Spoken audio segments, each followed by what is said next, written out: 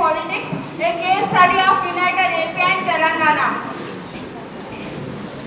Our project's name is Gender Discrimination in Indian Politics, a case study of United AP and Telangana. My team members are P. Nirmala, BA Final Year, K. Naveen Kumar, BA Final Year, CH Sandhya, BA Second Year, CH Pravalika, BA First Year. భారత రాజకీయాల్లో లింగ వివక్షత. ప్రపంచంలో ప్రజాస్వామ్య దేశాల్లో భారతదేశం అతిపెద్ద ప్రజాస్వామ్య దేశం. 14వ అధికరణం ప్రకారం చట్టం ముందు అందరూ సమానమైన మన భారత రాజ్యాంగం రాజకీయ రంగాల్లో స్త్రీలకు సరైన ప్రాధాన్యత ఇవ్వడం లేదు. తదుపరి అంశాన్ని నా మిత్రురాలు నిర్మల తెలియజేస్తారు. ప్రాజెక్ట్ యొక్క లక్ష్యాలు. భారత రాజకీయాలలో లింగ వివక్షత ఎలా ఉంది? భారత రాజకీయాలలో మహిళలు నిజంగానే వెనుకబడి ఉన్నారా? వెనుకబడి ఉంటే పురుషుల యొక్క ఆధిక్యత ఎలా కొనసాగుతుంది మహిళల అధికారాలపై? అలాగే ఆర్థికంగా సామాజికంగా కూడా వెనుకబడి ఉన్నారా అనే అంశాల గురించి ఈ ప్రాజెక్టు ద్వారా తెలియపరుస్తున్నారు. మిగతా లక్ష్యాలను Sanjay తెలియపరుస్తున్నారు.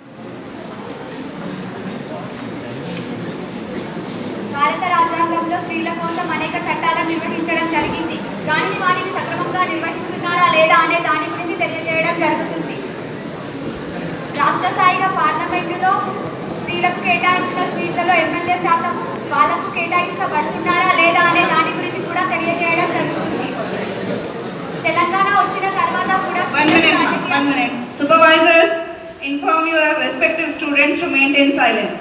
It's your duty. Telangana ప్రభుత్వం వచ్చిన తర్వాత కూడా స్త్రీలకు రాజకీయాలలో భాగస్వామ్యం కావడానికి అభివృద్ధి చేస్తుందా లేదా అనే దాని గురించి తెలియజేయడం జరుగుతుంది. తదుపరి అంశాలను నా సహోదరుడు తెలియజేస్తాడు. Thanks for giving this opportunity. అయితే మా ప్రాజెక్ట్ యొక్క లక్ష్యాలు ఏంటో ఇప్పటివరకు నా టీమ్మేట్స్ వివరించడం చూసిరు. మా ప్రాజెక్ట్ యొక్క మెథడాలజీ కనుక తీసుకున్నట్లయితే పూర్తిగా వివిధ సంప్రదింపు గ్రంథాల ద్వారా ఎలక్షన్ కమిషన్ యొక్క అధికారిక వెబ్సైట్ల ద్వారా సమాచారాన్ని సేకరించి పూర్తి స్థాయి విశ్లేషణతోని మేము ప్రాజెక్ట్ చేయడం జరిగింది. అదేవిధంగా మా కాన్స్టిట్యూషన్కి ప్రాతినిధ్యం వహిస్తున్నటువంటి ఇప్పుడున్న డిప్యూటీ స్పీకర్ శ్రీమతి పద్మా దేవేందర్ రెడ్డి గారితో ఒక ఇంటర్వ్యూ ద్వారా కూడా మేము వారి యొక్క అభిప్రాయాలు తెలుసుకోవడం జరిగింది. ఇక మా ప్రాజెక్ట్ లోపలికి వెళ్ళి కానీ మీరు చూసినట్లయితే ఆది నుంచి మన భారతదేశం మరి ఒక తొలివేద కాలం మినహాయిస్తే మలివేద కాలం నుంచి మొదలుకొని స్త్రీ అన్ని రంగాల్లో వెనుకబడుతుంది. స్త్రీ సాధికారత గురించి ఈ రోజు వరకు కూడా మన స్త్రీ సాధికారత కావాలని కోరుకునే దశలోనే ఉన్నాం ఇప్పటికి కూడా. కాబట్టి దీన్ని అధిగమించాల్సిన అవసరం ఉంది.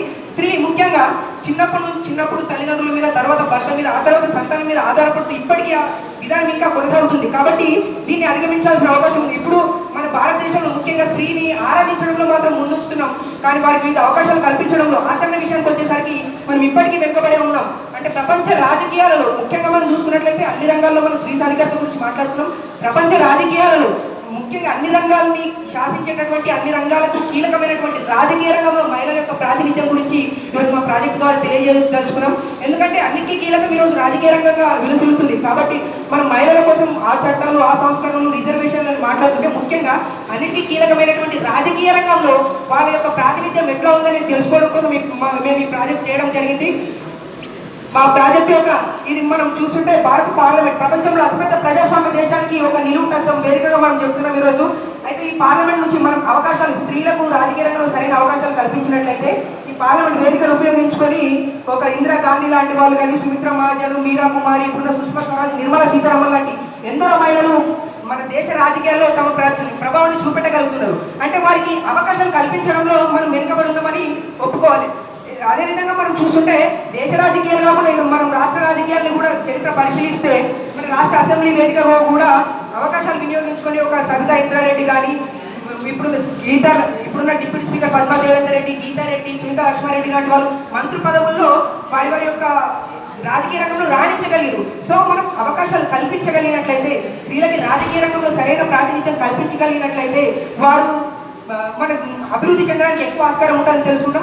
అయితే మేము మా ప్రాజెక్టులో బాగా ముఖ్యంగా మన ఉమ్మడి ఆంధ్రప్రదేశ్ ఏర్పడినప్పటి నుంచి, అంటే మా ప్రాజెక్టు పరిధిగా ఉమ్మడి ఆంధ్రప్రదేశ్ ఇప్పుడు ఏర్పడిన తెలంగాణ పరిధికి విధించుకొని వివిధ ఎన్నికలలో మహిళల యొక్క ప్రాతినిధ్యం ఎట్లా ఉందనేది మేము వివరాలు సేకరించి సమాచారాన్ని సేకరించి ఒక విశ్లేషణ తీసుకొచ్చినాం. ఉమ్మడి ఆంధ్రప్రదేశ్లో మొట్టమొదటి ఎలక్షన్లో సాధారణ ఎన్నికల్లో 1957 కేవలం అప్పుడున్న 274 మందిలో మనకు కేవలం 10 మందికి మాత్రమే చట్టసభలో ప్రాతినిధ్యం కల్పించాం. తద్వారా అట్లనే 11 మంది, ఒక 14 మంది, ఇద్దరు ముగ్గురు అటు ఇటుగా వేస్తూ 1972 ఎన్నికల్లో మనం అందరూ చింతించదగే విధంగా ఒక్క మహిళ కూడా చట్టసభకు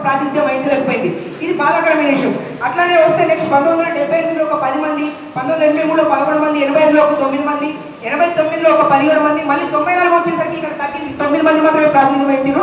ముఖ్యంగా 1999 ఎన్నికల్లో కొంచెం ఎక్కువ శాతం మెరుగుదల కనిపించి 28 మందికి చేరుకున్నారు. 2004లో 30 మంది. 2009 ఉమ్మడి ఆంధ్రప్రదేశ్లో చిట్ట చివరి సాధారణ ఎన్నికలైనటువంటి 2009లో ఒక 34 మంది మహిళా ప్రతినిధులకు మనం శాసనసభలో, రాష్ట్ర శాసనసభలో వారికి ప్రాతినిధ్యం కల్పించడం.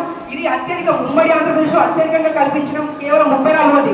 అత్యధికమని చెప్పుకుంటున్నప్పటికీ కూడా ఇది కేవలం 11.56% మాత్రమే పరిమితమైంది. అంటే దాదాపుగా ఈరోజు జనాభాలో దాదాపు సగం ప్రాతినిధ్యం వహిస్తున్నటువంటి మహిళలకు చట్టసభల్లో మనం ఇచ్చింది కేవలం 11.56%. మనం చెప్తున్నాం ఈరోజు 73, 74 రాజ్యాంగ సభల ద్వారా మహిళలకు స్థానిక సంస్థల్లో, స్థానిక రాజకీయాలలో 33% రిజర్వేషన్ కల్పించడం. అయితే అది స్థానిక సంస్థలకే పరిమితం కాకుండా చట్టసభలు కూడా విస్తరించాలని మేము అనుకుంటున్నాం. అయితే విధంగా ఇప్పుడు మనం వెరీ ఫస్ట్ ప్రాజెక్ట్లోనే మనం చూసినాం. ఇక్కడ చట్టసభల్లో అంటే స్థానిక సంస్థల్లో వారికి మహిళలకు ప్రాతినిధ్యం ఉన్నప్పటికీ భర్త చాటు రాజకీయాలు జరుగుతున్నాయనేది మనకు ఫస్ట్ ప్రాజెక్ట్ ద్వారా కనిపించింది. సో ఆ ధోరణి కూడా పోవాలి. అంటే మహిళలకు కేవలం నామమాత్రంగా అవకాశం కల్పించడం కాకుండా వారికి పూర్తి స్థాయిలో ముఖ్యంగా రాజకీయాలకు కీలకమైనటువంటి చట్టసభలో వాళ్ళకు ప్రాతినిధ్యం కల్పించాలని తెలియజేస్తున్నాం. నెక్స్ట్ ఈ విషయాన్ని నెక్స్ట్ మనం ఒక గ్రాఫ్ ద్వారా చూస్తే మనం చూడొచ్చు. స్టార్టింగ్ నుంచి అంటే 1957 ఎన్నికల నుంచి, సాధారణ ఎన్నికల నుంచి అట్లా 3%, 3.33, 3.6 ఇలా క్రమంగా 72లో ఒక్క మహిళకు కూడా ప్రాతినిధ్యం కల్పించలేకపోయినాం. నెక్స్ట్ ఇట్లనే 1999లో 9.52 ఇక్కడ నుంచి క్రమంగా పెరుగుతూ వచ్చింది. 2009 ఉమ్మడి ఆంధ్రప్రదేశ్లో చిట్ట చివరి ఎన్నికలు. అదేవిధంగా 2014 అంటే రాష్ట్ర పునర్విభజన జరిగిన తర్వాత 2014లో అటు నవ్యాంధ్రప్రదేశ్కి, ప్రత్యేక తెలంగాణకి సాధారణ ఎన్నికలు జరిగాయి. ఈ ఎన్నికల్లో అంటే మనం తెలంగాణ ఉద్యమం జరుగుతున్నప్పుడు మహిళలకు అన్ని రకాల ప్రాతినిధ్యం కల్పిస్తామని చెప్పుకున్నాం. అయితే మహిళలు లేని ఉద్యమాన్ని కూడా మనం ఊహించుకోవాలి. ఈరోజు రోడ్ల మీద వచ్చి బతుకమ్మ ఆడిరు, బోనం ఎత్తిరు. మహిళలు అత్యంత క్రియాశీలకంగా తెలంగాణ ఉద్యమంలో పాల్పంచుకున్నప్పటికీ తెలంగాణ ఏర్పడిన తర్వాత రాజకీయ రంగంలో సరైన ప్రాతినిధ్యం లేదని మనకి గ్రాఫ్ జరుగుతుంది. అంటే అంతకుముందు ఉమ్మడి ఆంధ్రప్రదేశ్లో 11.56% ఉన్న వారి ప్రాతినిధ్యము ప్రత్యేక తెలంగాణలో 7.56% మాత్రమే పరిమితమైంది. ఈ విషయంలో 12%తో మనకంటే పక్కనున్న నవ్యాంధ్రప్రదేశ్ కొంచెం మెరుగుదలగా ఉంది. కాబట్టి ఏం చెప్పాల్సుకున్నామంటే ఇప్పుడు క్యాబినెట్లో కూడా మన తెలంగాణ ఏర్పడిన తర్వాత క్యాబినెట్లో కూడా ఒక్క మహిళకు కూడా ప్రాతినిధ్యం లేదు. అన్నింటికీ కీలకమైనటువంటి మహిళలకు చట్టసభలు సరైన ప్రాతినిధ్యం వహించగలిగినట్లయితే మనం అన్ని రంగాలకి కీలకమైనటువంటి ఈ రంగంలో అభివృద్ధి చెందితే దేశము ఇటు రాష్ట్రం అభివృద్ధి చెందుతుందని ఆశిస్తూ ఇటీవల ముఖ్యమంత్రి గారు ఒక ప్రముఖ జాతీయ ఛానల్కి ఇచ్చిన ఇంటర్వ్యూ ప్రకారము జనాభా ప్రాతిపదికన రిజర్వేషన్ కల్పించడానికి కృషి చేస్తున్నారు. అదేవిధంగా అదే దృష్టిలో పెట్టుకుని మహిళలు కూడా దాదాపు జనాభాలో సగం మంది ఉన్నారు. ఆ విధంగా కూడా దృష్టిలో తీసుకుంటే బాగుంటుందని మేము అనుకుంటున్నాం. ఇప్పుడు మా ప్రాజెక్ట్ ద్వారా మేము చెప్పదలుచుకున్న సూచనలను మిత్రురాలు తెలియజేస్తాం. లింగ వివక్షత అనేది ప్రపంచవ్యాప్తంగా ఉంది. అదేవిధంగా మన భారతదేశంలో కూడా ఉంది. సో దీన్ని అధిగమించాలంటే రాజ్యాంగంలో ఉన్న 73, 74 రాజ్యాంగ సవరణల ప్రకారం స్త్రీలకు 33% రిజర్వేషన్స్ స్థానిక సంస్థలలో కేటాయించబడుతున్నాయి. అదే విధంగా చట్టసభల్లో కూడా స్త్రీలకు 33% రిజర్వేషన్స్ కల్పించబడాలి. అలా కల్పించబడాలి అంటే ప్రాంతీయ పార్టీలు, జాతీయ పార్టీలు కలిసి ముందుకు రావాలి. విడివిడిగా చాలా రాజకీయ పార్టీలు ముందుకు వచ్చి స్త్రీలకు 33% రిజర్వేషన్స్ కల్పిస్తాము అని అంటూనే ఉన్నాయి. కానీ చట్టం ముందుకు వచ్చేసరికి అలా వెనకడిగేస్తున్నాయి. అదే విధంగా తెలంగాణ రాష్ట్రంలో కూడా స్త్రీల కోసం, స్త్రీల సాధికారత కోసం సాంఘికంగా, విద్యాపరంగా ఎన్ని రకాలైన అవకాశాలు కల్పించినప్పటికీ చట్టసభలలో 33% రిజర్వేషన్స్ కోసము కృషి చేస్తూనే ఉండాలి. ఓవరాల్గా నేను చెప్పేది ఏంటిదంటే చట్టసభలలో స్త్రీలకు 33% రిజర్వేషన్స్ కల్పించబడాలి. అలా కల్పించబడాలి అంటే ఏకదాటిగా జాతీయ పార్టీలైనా, రాజకీయ పార్టీలైనా ఏవైనా ఏకదాటిగా వచ్చి ముందుకు స్త్రీల కోసం కృషి చేయాలి అని మీకు